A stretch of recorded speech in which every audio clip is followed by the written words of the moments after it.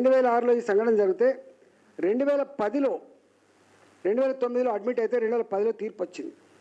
15/12/2009లో అనుమతిస్తే 2010లో తీర్పు ఏమని వచ్చిందంటే ఇవన్నీ కూడా ప్లాట్లు మాత్రమే, ఇది అగ్రికల్చర్ భూమి కాదు, వీళ్ళు తప్పు చేస్తున్నారని చెప్పి బాజప్తా కోర్టు తీర్పు ఇచ్చింది. ఆ కోర్టు తీర్పు ప్రతిని మీకు ఇస్తా.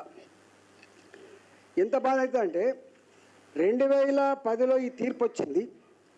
ఈయన కనుక ఈయన ఏం చేసింది ఇక్కడ ఈ హర్ష కన్స్ట్రక్షన్ అంటూ, అంటే వీళ్ళ కన్స్ట్రక్షన్ కంపెనీ హర్ష కన్స్ట్రక్షన్, వీళ్ళు ఏం చేసినారు, ప్లాట్లను భయపెట్టించి ఇది డిస్ప్యూటెడ్ ప్రాపర్టీ కింద పడ్డది, మాతో మీరు కొట్లాడలేరు, మీరు ఎక్కడెక్కడో ఉంటారు, మీ జాగ ఎక్కడుందో మీకు తెలియదని చెప్పి బ్లాక్మెయిల్ చేసి భయపెట్టించి అతి తక్కువ ధరకు అక్కడ ఒక 20,000 రూపాయలకు గజం ఉంటే 5,000 రూపాయలకో 3,000 రూపాయలకో వాళ్ళ దగ్గర నుంచి ప్లాట్ కొనే ప్రయత్నం చేశారు. దీంట్లో ఉన్నటువంటి క్రక్స్ ఆఫ్ ద ఇష్యూ ఏంటంటే 1980 కానీ 85 కానీ 90 వరకు కొన్నటువంటి ప్లాట్లన్నీ కూడా 10,000 15,000కు సంబంధించినటువంటి ప్లాట్లే కాబట్టి, గంత వాల్యూ ఉన్నటువంటి ప్లాట్లే కాబట్టి ఎక్కడెక్కడో కొన్నారు. శ్రీకాకుళంలో ఉన్నారు కొంతమంది ఇతర రాష్ట్రాలు ఉన్నారు, కొంతమంది ఏమో కరీంనగర్ ఉన్నారు, కొంతమంది ఏమో ఎక్కడెక్కడో ఉన్నారు.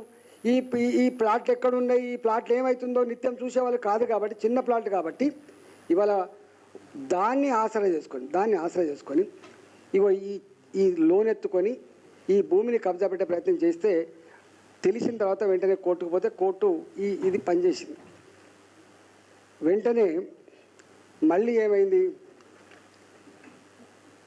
47 ఎకరాల భూమి మళ్ళీ ఒకసారి, అంటే ఇది ఇట్లా ఉండగానే 2006, 2007లో ఇది అంతా కూడా దొంగ డాక్యుమెంట్ తెలిసినప్పటికి కూడా, 2010లో తీర్పు వచ్చినప్పటికి కూడా, వీడు మళ్ళీ ప్లాట్ కొన్నది తెలిసినప్పటికి కూడా మళ్ళీ రెవెన్యూ డిపార్ట్మెంట్లో కొంతమంది పట్టుకొని మళ్ళీ 47 ఎకరాల భూమి 47 ఎకర్స్ భూమి అని చెప్పి మళ్ళీసారి తీసుకున్నాడు.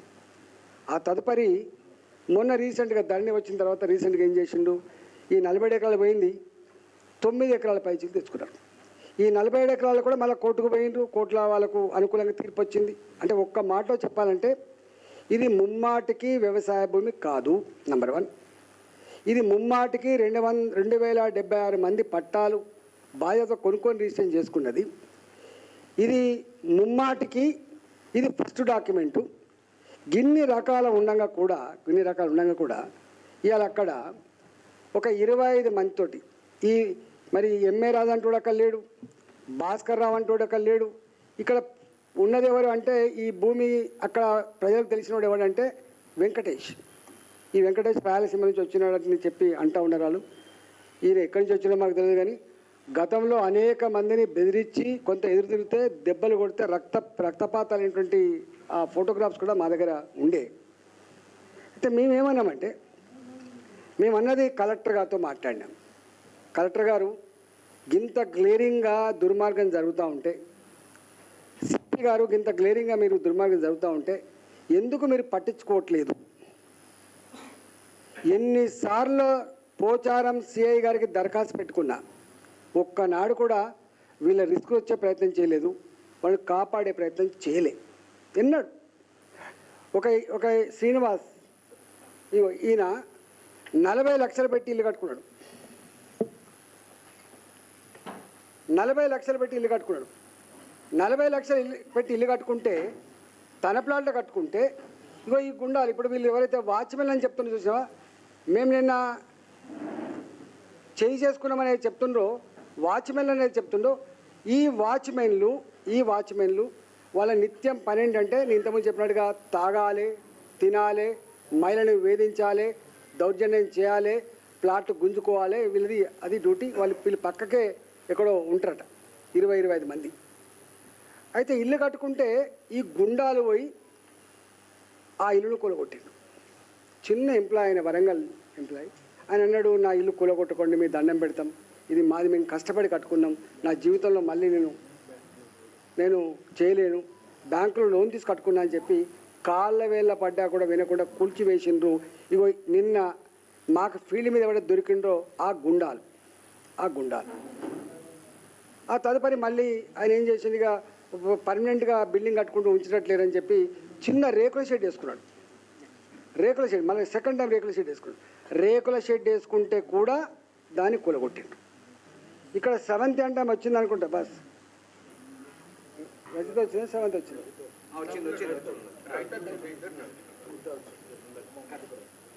రజిత తన భర్త లేడు, తన కొడుకుతో తన బిడ్డతో ఇక్కడ జీవిస్తుంది.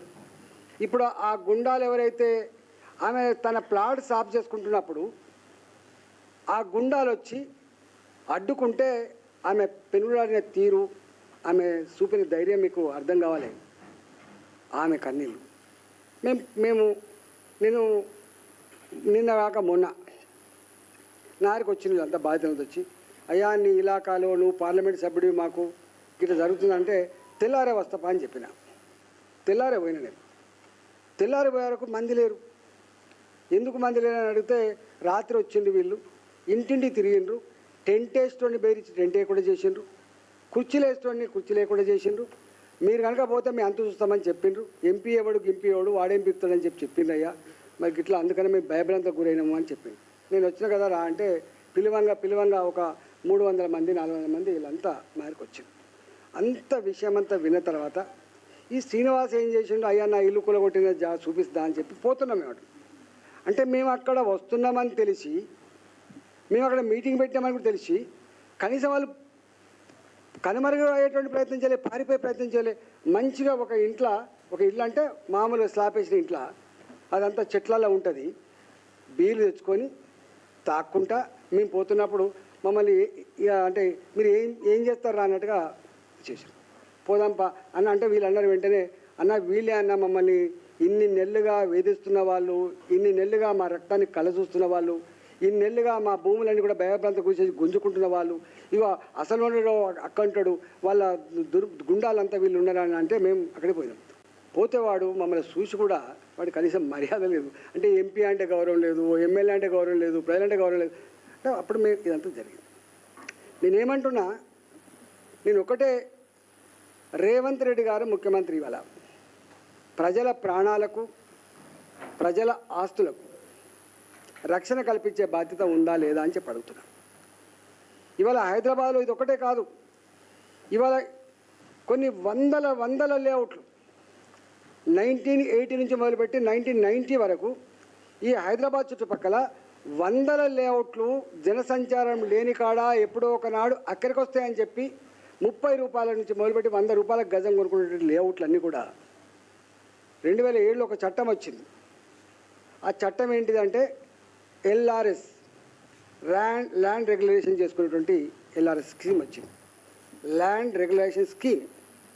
ఈ గ్రామ పంచాయతీ లేఅవుట్లన్నీ కూడా మళ్ళీ కొంత ఒక ఇండివిజువల్ ప్లాట్ అయితేనే 1000 రూపాయలు కట్టాలి, లేకపోతే మొత్తం లేఅవుట్ అంతా కలిపితే ఎకరానికి 10,000 రూపాయల చొప్పున కట్టుకొని ఈ లేఅవుట్లన్నీ కూడా మళ్ళీ రెగ్యులైజ్ చేసుకునే యాక్ట్ వచ్చింది. చాలామంది చేసుకున్నారు. ఇవాళ మీరు శంకరపల్లి ఉంది, 460 ఎకరాల భూమి, 460 ఎకరాల భూమి. ఒక్కొక్క ఎకరం నాకు తెలిసి 50 కోట్లు ఉంటుందో 60 కోట్లు ఉంటుందో. అంటే 460 ఎకరాల భూమిని ఎవడు కన్నెత్తి చూడలే. ధరణి వచ్చిన తర్వాత ఈ భూమి అంతా కూడా అగ్రికల్చర్ భూమిగా మార్చేసి ప్లాట్లన్నీ కూడా రద్దు చేయించి మొత్తం రాత్రిపూట ఎట్లా రిజిస్ట్రేషన్ చేసిండ్రో ఆ రాత్రి